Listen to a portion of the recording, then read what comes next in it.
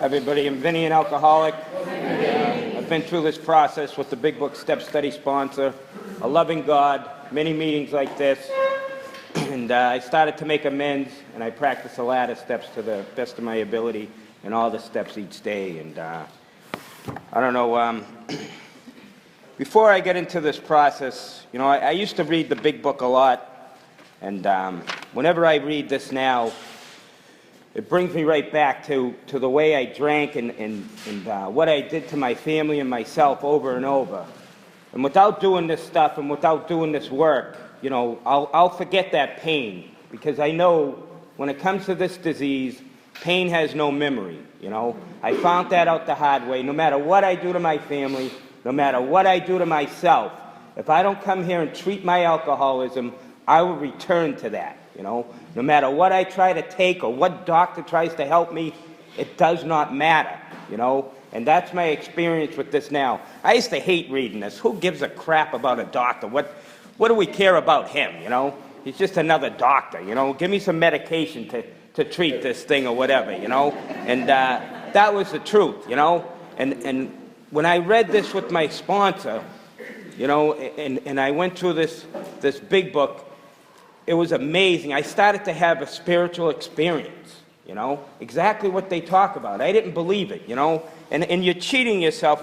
You know, we read it from the forward, from the beginning, and I used to have to sit with him and you know, after reading it and highlighting it, then read it again, you know, and he wasn't the fastest reader, you know, and I'd be like, come on, you know, but this stuff started to hit me, you know. I started to feel the presence of God in my life right from the beginning of this step, when I sat down and read it with this guy, you know, and I didn't even like him, you know, and here I am reading this stuff with him, and I don't know, but, you know, my experience with alcohol was, I loved it, you know, I loved that excitement. I got into the cocaine shortly after I picked up a drink, and, you know, I remember being 16 years old, and a friend of mine's older brother was you know, a coke dealer. I'd be at the Trackside pub, you know, in Forest Hills, drinking and doing cocaine, and I wanted to be just like this guy. I'm like, wow, everybody knows him, they respect him, but the truth is they feared him, you know. This guy was a nut, and, you know, he was in and out of Walpole, and then he finally went away for murder, you know, and I wanted to be like him, but I wasn't stupid. I didn't want to wind up in Walpole, you know, and stuff like that, you know. I wasn't an idiot, but that's what alcohol and drugs did to me from the beginning. It put me around a lot of bad people, and a lot of bad things happened, you know. But I did have a conscience, you know, and stuff like that. And, you know, I didn't really want to hurt people, you know. But, you know, in high school, you know, I built up these big things. Like it talks about, this series of sprees in here, you know, and we drink at the most inopportune times, you know. And, you know, I remember I moved to another town. My parents got divorced. My father was a violent alcoholic. I finally went after him with a baseball bat when he was going after my sister one day, and I hated this guy, you know. I just figured he was an a-hole who drank too much, you know. I couldn't stand him, and I said I would never be like him, you know, and never say never, you know. I didn't hit, you know, my wife and my kids like he did, but, you know, I'd disappear, you know, and I'd take it out on somebody in a bar room and stuff like that. And, you know, I had all these, growing up with violence, and my oldest brother was in Vietnam and stuff like that, and I'd see them, you know, on any given Sunday, like it talks about, you know, they'd be beating the crap out of each other and blood in the back. I'd have to see this stuff, and, you know, I don't know, but it was sick, you know, and I didn't want that to happen, you know. And I remember, you know, when I picked up my first drink, I loved everything about it, you know. I remember I couldn't get it down at first. I'm like, what the hell? It was Switch Talls.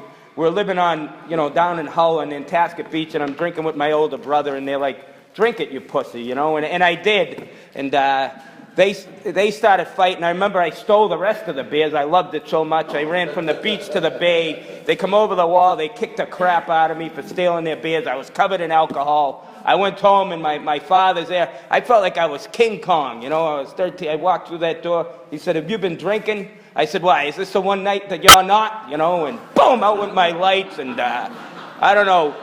I remember waking up the next morning and puke and dry blood, and I'm like, wait till I tell my friends about this. awesome. Wait till I tell them about this, and like this was a good feeling. Most people would have went, I'm not doing that again. Not me. I was like, I couldn't wait to do it again, and that's what I did. I loved it, and I remember, my parents did get divorced eventually, and we moved to another town, and I worked my ass off. I got a starting position on the football team, but then my brother was on leave from the Marine Corps. I went out and I got drunk with them, and I got banned from the team, and I was pissed. I'm banned for 2 weeks. The coach sucks. This is horrible to do this to me. The team's not going to win without me, and I did all this work, but that's what I do, and the guy, he was a good guy. He was trying to help me, but I thought he was trying to hurt me, He was a Jewish guy, so I brought him a Christmas tree at Christmas, to thank him for being our coach, and shoved it through his door, and those were the things I'd do, and out there drunk, and I don't know, the same thing. I used to box and kickbox, and I loved that, I worked real hard. I remember this old guy, he was training me, and we were doing really good. I was, possibly getting ready for the Olympics. I had one more fight to go, and I went to the Cape Cod Coliseum. It was on a Friday night, and I had to fight that Saturday. And I remember the old guy saying, don't drink, Vinnie, whatever you do. He probably knew I was an alcoholic then, and he said, whatever you do, don't take that drink. And, I told him, no, I won't. I promise, I'm just going to the concert. I told my friends, I can't drink, make sure I don't drink, and because they were all going to the fight. And I winded up, my friend said, well, take one of these. He gave me a hit of purple mescaline, and then I said, nothing happened. He gave me another one, I had 4 of them, and I don't remember, but I started drinking, obviously, and I was out of my mind. I remember laughing and all this stuff, and we winded up going to the fight, and I was doing pretty good. The guy was bleeding bad, and then I got hit in the stomach, and I threw up all over him, and I remember the old guy looking at me going, you're pathetic, what the hell? And I'm like, wipe him off, and so he said he couldn't continue, so I got disqualified, and I'm like, it's not my fault, nothing was ever my fault, but I was heading into the Marine Corps. My oldest brother was in Vietnam. He was a Marine. My other brother was in Beirut, Lebanon. He was a Marine. And I was trying to follow in their footsteps. I'm heading in, and the girl that I was dating in high school, she got pregnant, and that canceled that. My brothers, she told my brothers to talk me out of it, and they did. And a few years later, she got pregnant again somehow. And I winded up having twin boys, and I couldn't even take care of myself. Now I got a wife and 3 kids, and I don't know, but, I'm drinking all the time and drugging, and I don't know. I winded up, getting a job in Boston. I'm working in there. I hooked up with some people, and, I was trying to get on the police force. I was going to get on the Capitol Police. I knew some people in Boston, and they were trying to help me out, and I'm hanging out with this one brother, and then I got introduced to the other one, and now I'm doing some bad things. I get into a little bit of trouble, and that screwed up my whole career, It took that whole thing away from me, So now I'm working, I'm doing construction, and I disappear into South Boston for 3 days or so, and I tell my wife, shut the hell up, and everybody there, tell her, you got a job, tell her to be quiet, and I don't know, that's the way I was. I had a wife and 4 kids, and we used to have these big parties. My wife would drink with me and stuff like that at first, and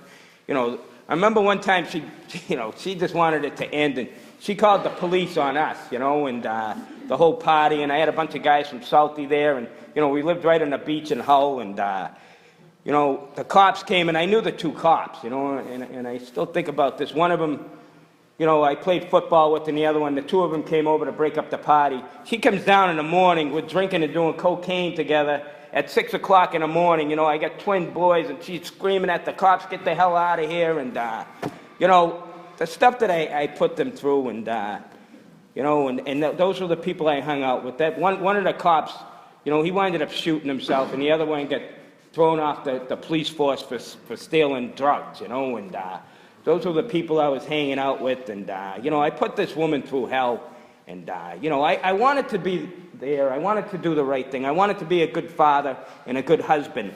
And because of this disease, like the doctor talks about, I could never do the right thing, and I wanted to do these things, and I hung out with a lot of bad people doing a lot of bad things, but I did have a conscience, and maybe that's why I did get sober, and God gave me this gift. But I winded up in Alcoholics Anonymous, to make a long story short, and I did not want to be here, I thought I would beat this thing. I was a fighter, but I thought, just like in the ring, I'd rather die than to lose, and that's really not the way you need to live your life, but I thought that was okay, and I kept going back to this thing. I had a couple of jackpots, and this woman that was watching our kids, and she winded up being an Al-Anon, and that's where the trouble started. I kind of liked this woman at first, but I wanted to bury her in my backyard at the end of it. I really did. I'm like, who does she think she is, and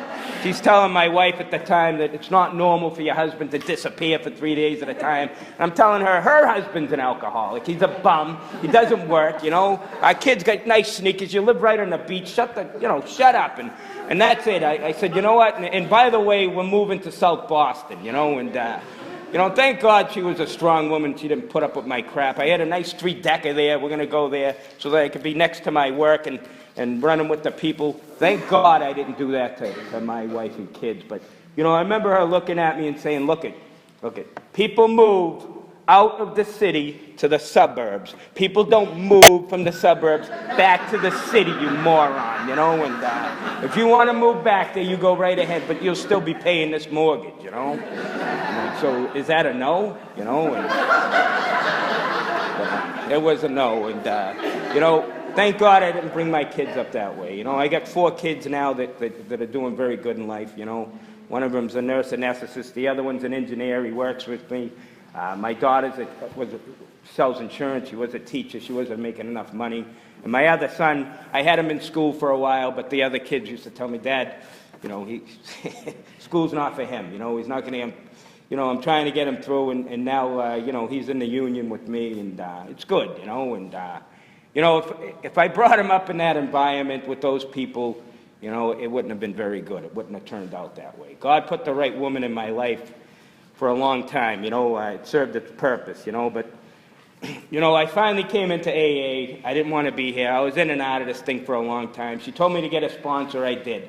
I picked this guy in the group that had the least amount of experience. I kind of liked him. He was in Vietnam like my brother was, and I said I'll pick him because I think he only had maybe a year, not even, and he really didn't know too much about this, so I lied to him. I told him I wasn't drinking. I go to New York and work, and they'd say, I'm so proud of you. I felt bad, because good job, when I tell them that I didn't drink out there, and I did, and then people were smelling booze on me. Somebody caught me doing cocaine in the bathroom, and, finally the guy came up to me, and he's like, look, I can't sponsor you anymore, I said, all right, no problem. I shook his hand, and, but I had another jackpot. I had gone through the windshield of my car, and I remember the wife, at the time, coming to the hospital and screaming, nobody arrested me. I knew the cop, luckily, and, I came out to the car, and I thought I had totaled my car, but I had totaled the nice family car, and I'm like,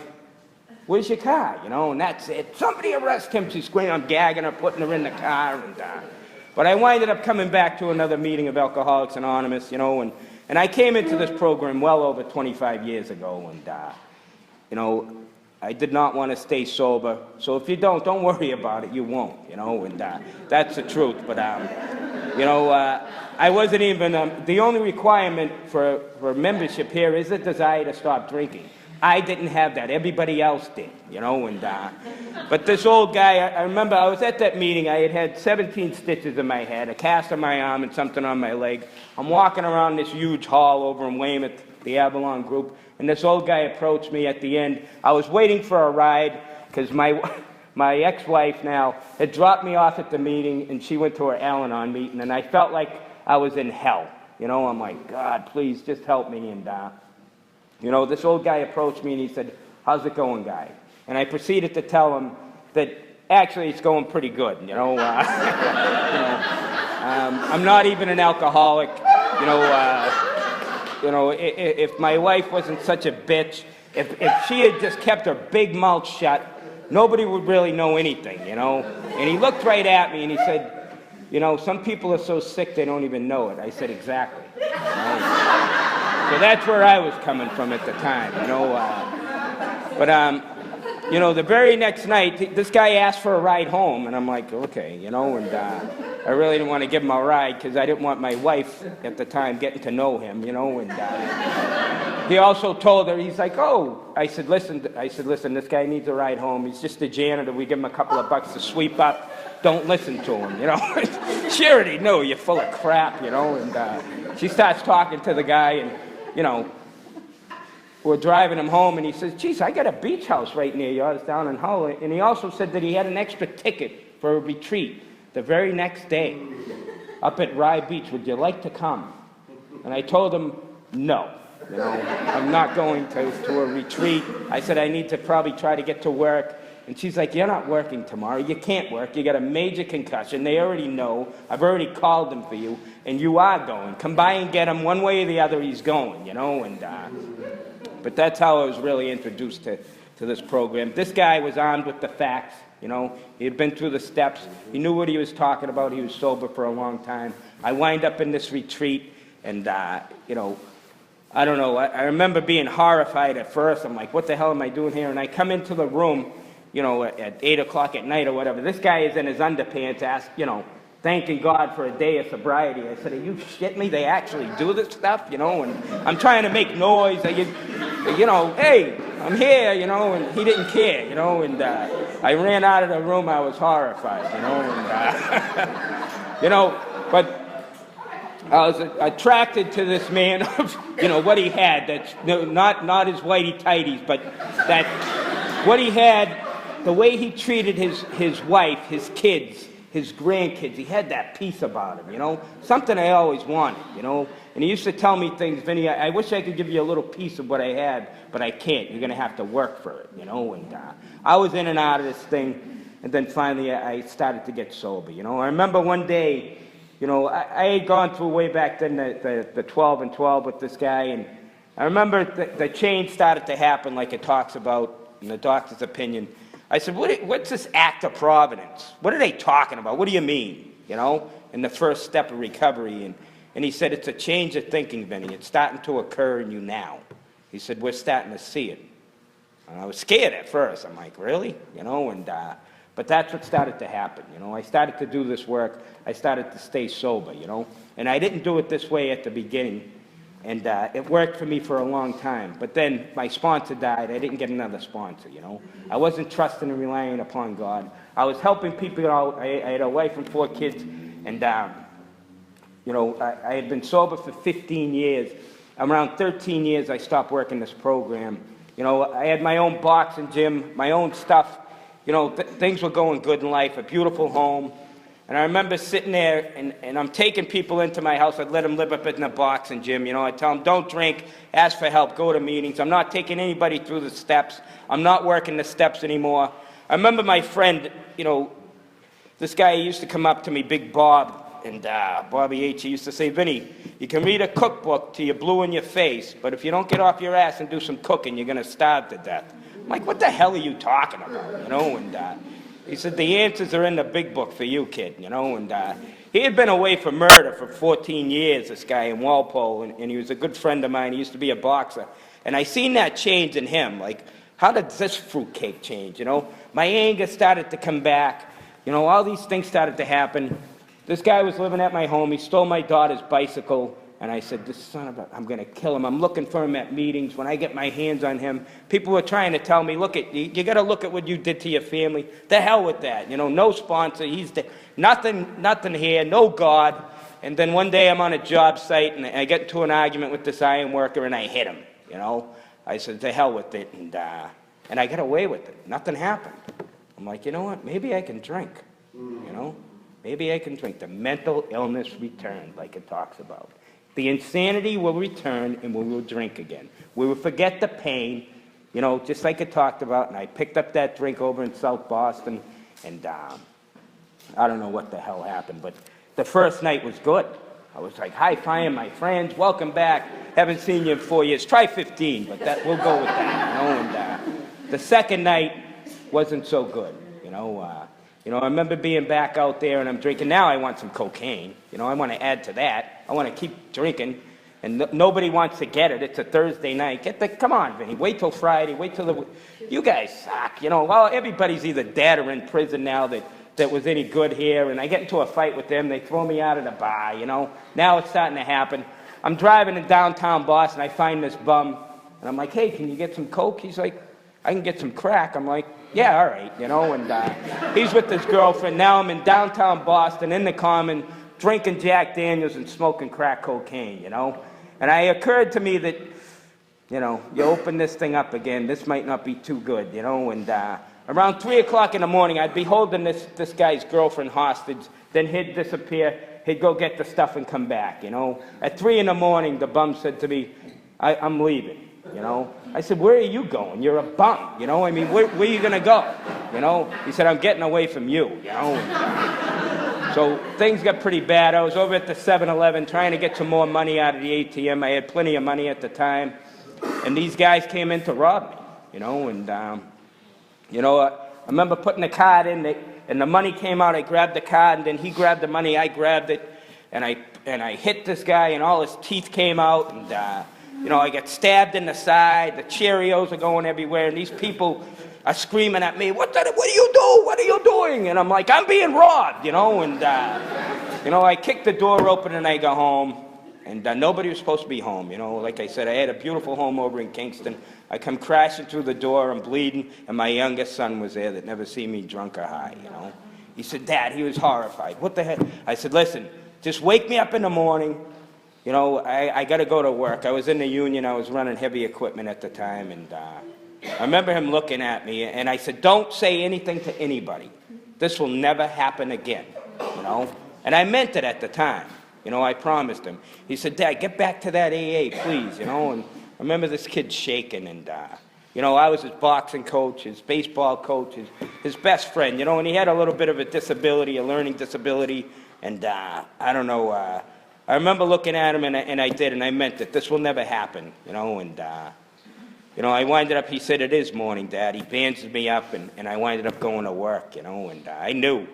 I said, Jesus, I opened this thing up again, and I wouldn't ask God for help. You know, I was angry. And I did that to my family for another 3.5 years, you know, and I had no control over it again. And I put them through hell, you know. I destroyed a 29-year marriage, you know, a lot of stuff, detoxes, locked wards. I remember at the end, I come home, I come down from the boxing gym, and I was living up there, and the whole house was empty.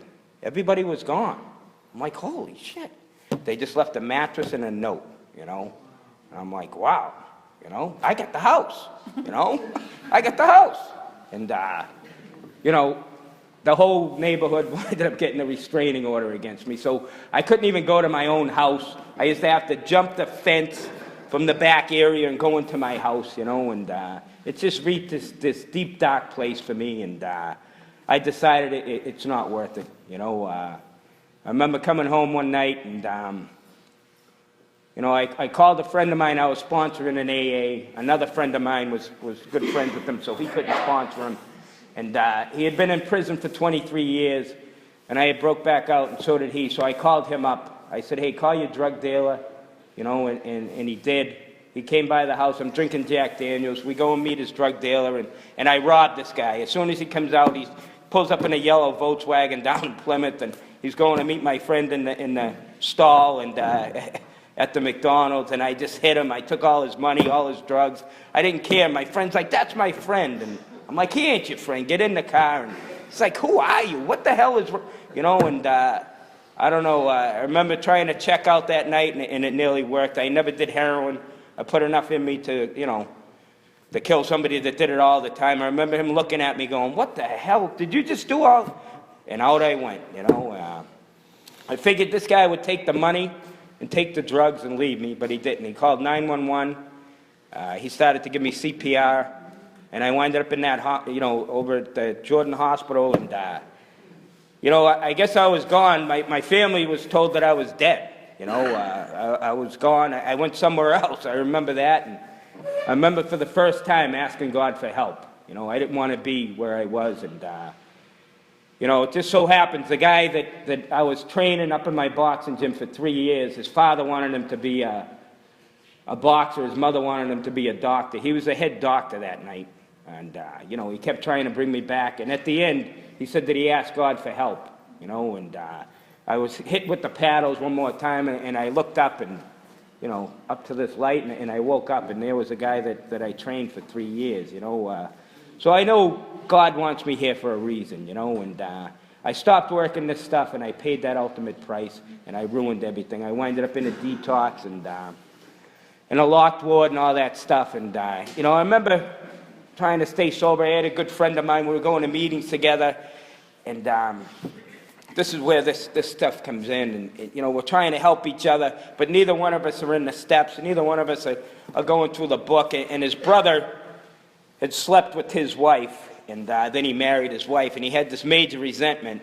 And my answer to him was, you know, let's go beat the crap out of your brother, you know, and straighten this stuff out. But the truth is, at the end, this guy ended up picking back up, and he ended up hanging himself, you know, and he succeeded. And I got to go to his wake and watch his kids stand over him crying, and I was like, holy shit, that's what I would have done to my family, you know? And, you know, and instead of giving me the answer, you could pray for this person, you know, neither one of us has gone through this stuff. I started to get sober. I was in another detox. I met this woman in detox because I was getting separated from my wife, so I'm a needy person. So, you know, I met somebody in detox. I wind up in Hudson, Mass, because she had a 10-year-old, you know, about 8 months later, and we're up there living together. I'm moving out, I'm moving in, I'm angry, I'm ready to drink, and this guy came up to me at a meeting. I heard him talk about how he was a recovered alcoholic, and I said, listen to this a-hole, you know, and he came up to me, he said, you seem angry. I said, angry? I wanted to kill him just for, who do you think you are, you know, and he read me off the bedevilment. He showed me this sick man's prayer, you know, the angry man's prayer on page 67. And I said, I say the serenity prayer. He said, yeah, I used to do that too, but I got the guy by the throat beforehand. You know, he was telling me how he was getting arrested at AA meetings, before and after meetings, and I'm like, I can relate to that, you know, and I don't know, but, you know, before I went through this process, I was arguing with my boss on the way into work. The son of a bitch, and he wasn't even in the truck, you know, and stuff like that. And I started to go through this process. I started to work these things, and it started to work, you know. It started to relieve some of that anger.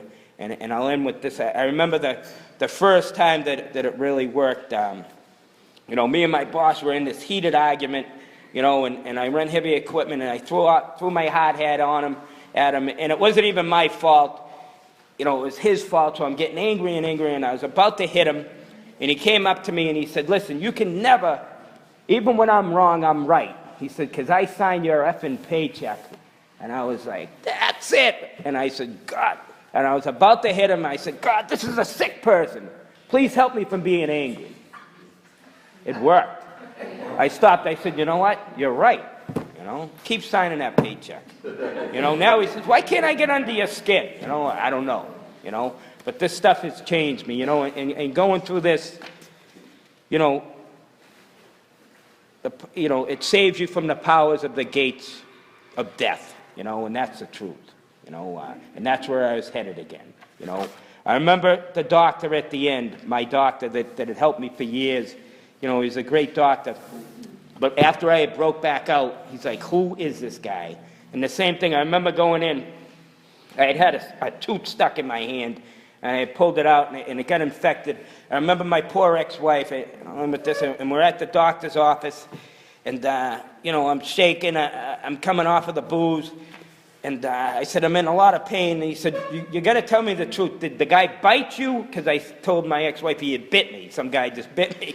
And, or did you hit him? Because there's a difference. If he bit you, you know, it's going to be a bad infection. If you just hit him, it might be okay. And I'm like, all right, I hit him, you know, but I need something. Give me something for the pain. He's like, Vincent, I cannot help you anymore. I don't know. I tried this medication. I tried that medication. I don't know what to do, Vincent. You are beyond human aid, you know.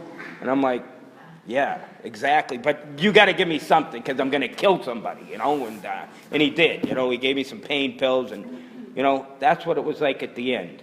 And, you know, like it says right here at the end of this, and, you know, the same person seemed doomed. He had no many problems, despaired ever solving them, suddenly finds himself easily able to control his desire for alcohol. The only effort necessary being required is to follow a few simple rules.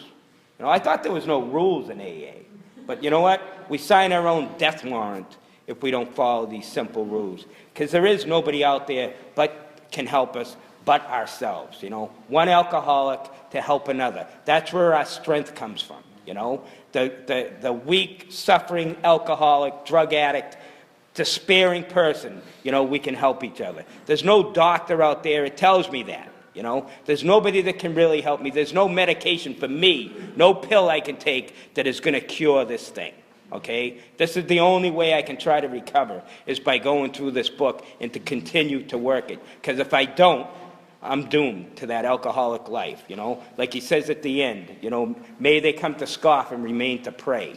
You know, the doctor's saying that. For a doctor to say that, it's pretty unbelievable, you know. And that doctor that said that to me, I've seen him just a little while ago, and he's like, who are you? What happened? You know, tell me. I said, read the doctor's opinion in Alcoholics Anonymous, and you'll find out, you know. That's all I could say to him, you know, because the change occurs by going through this work, you know. And if I don't do this work, I'll pay that ultimate price, and I will die, you know. Thanks.